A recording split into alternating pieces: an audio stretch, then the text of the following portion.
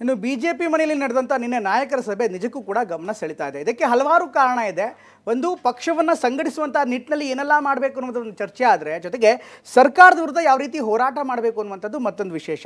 ಹಾಗೆಯೇ ಲಿಂಬಾವಳಿ ಕೂಡ, ವಿಜಯೇಂದ್ರ ಮತ್ತು ಅರವಿಂದ್ ಲಿಂಬಾವಳಿ ಅಂದರೆ ಸಹಜವಾಗಿ ಇತ್ತೀಚಿನ ದಿನಗಳಲ್ಲಿ ರಾಜಕೀಯವಾಗಿ ವಿರೋಧಿಸ್ಕೊಂಡು ಬರ್ತಾ ಇದ್ದಾರೆ. ಹೀಗಾಗಿ ಅವರಿಬ್ಬರು ಕೂಡ ಜೊತೆಯಾಗಿದ್ದು ಒಂದು ಭಾಗ.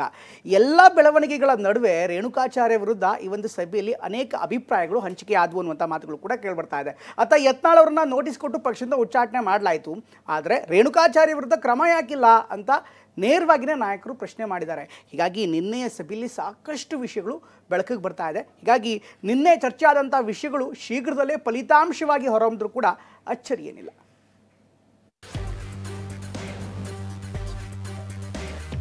ಇದು ಪ್ರತಿ ತಿಂಗಳು ಸೇರುವಂಥ ಸಭೆ,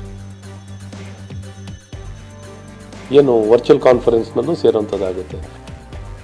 ಬದಲಾವಣೆ ಇರ್ಬೋದು, ಯಾವುದೇ ರೀತಿ ಚರ್ಚೆ ಆಗಿಲ್ಲ. ಭಯೋತ್ಪಾದಕರ ಮೈಗೆ ಬಾಂಬ್ ಹಾಕೊಂಡು ತಾವೇ ಸ್ಫೋಟ್ ಮಾಡ್ಕೋತಾರಲ್ಲ, ಹಂಗೆ ಬಿಜೆಪಿಗೆ ಅದು ಬೇಕಾಗಿತ್ತಂದ್ರೆ ವಿಜಯೇಂದ್ರನ ಯಡಿಯೂರಪ್ಪನ ಮಾತು ಕೇಳಿ ಮುಂದುವರಿಸಲಿ. ಒಗ್ಗಟ್ಟಿನ ಮಂತ್ರ ಒಡೆದು 4 ಹೋಳಾಗಿರುವ ಬಿಜೆಪಿ ಸದ್ಯ ಒಗ್ಗಟ್ಟಿನ ಮಂತ್ರಕ್ಕೆ ಕೈ ಹಾಕಿದೆ.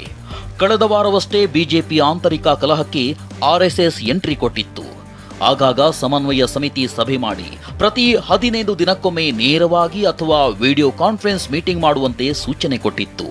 ಈ ಸಂದೇಶದ ಬೆನ್ನಲ್ಲೇ ನಿನ್ನೆ ಶಾಸಕ ಡಾಕ್ಟರ್ ಅಶ್ವಥ್ ನಾರಾಯಣ್ ನಿವಾಸದಲ್ಲಿ ಬಿಜೆಪಿ ನಾಯಕರು ಸಭೆ ನಡೆಸಿದ್ರು.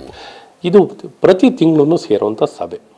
ಇದೇನು ಇವತ್ತು ವಿಶೇಷವಾಗಿ ನನ್ನ ಮನೇಲಿ ಸೇರಿರೋ ಸಭೆ ಎಲ್ಲ ಪ್ರತಿ ತಿಂಗಳು. ಇನ್ನು ಮುಂದಿನ ದಿನದಲ್ಲಿ ಈಗಾಗಲೇ ಕಳೆದ ತಿಂಗಳು ಒಂದು ಸಭೆ ನಡೆದಿದೆ, ಈ ತಿಂಗಳು ಒಂದು ಸಭೆ ನಡೀತಿದೆ, ಮುಂದಿನ ತಿಂಗಳು ನಡೆಯುತ್ತೆ. ಸಂಪರ್ಕದಲ್ಲಿರಬೇಕು. ಒಗ್ಗಟ್ಟಿನಿಂದ ಒಂದು ಕಾಂಗ್ರೆಸ್ ಇಷ್ಟು ದಿನ ತಪ್ಪು ಮಾಡ್ತಿದ್ರು, ಇವತ್ತೇನು ಅವ್ರ ಪಕ್ಷ ಶಾಸಕರು ಇನ್ನೂ ಪ್ರಬಲವಾಗಿ ಅವರನ್ನು ಬಯಲಿಗೆಳಿತಾ ಇದ್ದಾರೆ. ನಾವು ಇನ್ನೂ ಪ್ರಬಲವಾಗಿ ಬಯಲಿಗೆಳಿಬೇಕು ಅನ್ನೋದು. ಹಾಗಿದ್ರೆ ಬಿಜೆಪಿಯ ಸಭೆಯಲ್ಲಿ ಚರ್ಚೆ ಆಗಿರೋದೇನು ಅನ್ನೋದನ್ನ ನೋಡೋದಾದ್ರೆ, ಭ್ರಷ್ಟಾಚಾರ ಮತ್ತು ಬೆಲೆ ಏರಿಕೆ ವಿರುದ್ಧ ಹೋರಾಟ ಮಾಡಬೇಕು.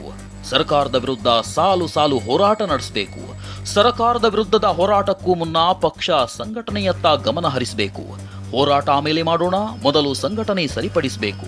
ಆಂತರಿಕ ಸಮಸ್ಯೆಯಿಂದಾಗಿ ಕಾರ್ಯಕರ್ತರ ಮನೋಬಲ ಕುಗ್ಗಿದೆ. ಕಾರ್ಯಕರ್ತರು ಮತ್ತು ನಾಯಕರ ನಡುವಿನ ಸಮಸ್ಯೆಗೆ ಪರಿಹಾರ ಕಂಡ್ಕೋಬೇಕು. ರಾಜ್ಯ ಕೋರ್ ಕಮಿಟಿಯಲ್ಲಿ ಚರ್ಚಿತ ಅಂಶಗಳು ಕಾರ್ಯರೂಪ ತರುವ ಪ್ರಯತ್ನ ಮಾಡಬೇಕು. ಹೀಗಂತ ಸಭೆಯಲ್ಲಿ ಚರ್ಚೆ ನಡೆಸಿದೆ.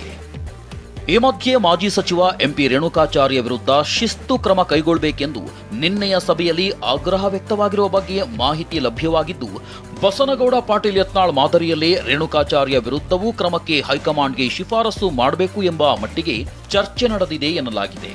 ಇನ್ನು ಪರಸ್ಪರ ವಿಶ್ವಾಸ ಮೂಡಿಸುವ ನಿಟ್ಟಿನಲ್ಲಿ ನಿನ್ನೆ ನಡೆದ ಸಭೆಯಲ್ಲಿ ಮಾಜಿ ಸಚಿವ ಅರವಿಂದ್ ಲಿಂಬಾವಳಿ ಉಪಸ್ಥಿತಿ ನಿನ್ನೆಯ ಮಟ್ಟಿಗೆ ದೊಡ್ಡ ಅಚ್ಚರಿಯಾಗಿತ್ತು. ಸಭೆಯಲ್ಲಿ ವಿಜಯೇಂದ್ರ ನಾಯಕತ್ವವನ್ನು ಒಪ್ಪಲು ಸಾಧ್ಯವಿಲ್ಲ ಎಂದು ಸಭೆಯಲ್ಲಿ ಲಿಂಬಾವಳಿ ನೇರವಾಗಿ ಹೇಳಿದ್ದಾರಂತೆ. ಹಳೆಯದನ್ನೆಲ್ಲ ಮರೆತು ಎಲ್ಲರೂ ಒಗ್ಗಟ್ಟಾಗಿ ಹೋಗೋಣ ಎಂಬ ಸಮಾಧಾನದ ಮಾತುಗಳು ಹಿರಿಯರಿಂದ ವ್ಯಕ್ತವಾಗಿದೆ.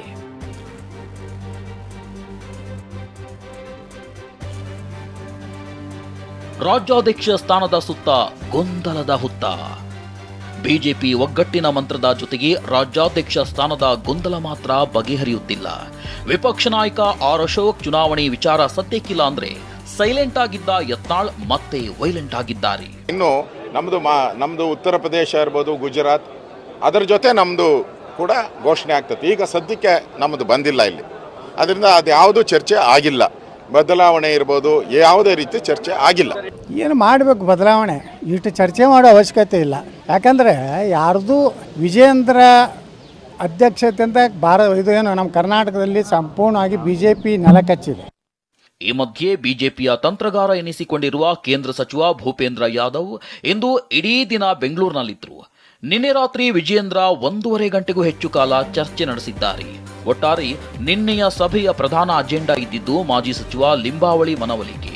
ಆದರೆ ಅಷ್ಟು ಸುಲಭವಾಗಿ ಒಪ್ಪದ ಲಿಂಬಾವಳಿ ತಮ್ಮ ನಿಲುವನ್ನ ನಿನ್ನೆ ನೇರಾನೇರ ವ್ಯಕ್ತಪಡಿಸಿದ್ದಾರೆ. ಹೀಗಾಗಿ ಸರ್ಕಾರದ ವಿರುದ್ಧ ಹೋರಾಟಕ್ಕಿಳಿಯುವ ಮೊದಲು ನಿಮ್ಮ ವ್ಯತ್ಯಾಸ ಸರಿಪಡಿಸಿಕೊಳ್ಳಿ ಎಂಬ ಆರ್ಎಸ್ಎಸ್ ನಿರ್ದೇಶನ ಎಷ್ಟರ ಮಟ್ಟಿಗೆ ಪಾಲನೆಯಾಗುತ್ತೋ ಗೊತ್ತಿಲ್ಲ. ಕಿರಣ್ ಹನಿಯಡ್ಕ, TV9 ಬೆಂಗಳೂರು.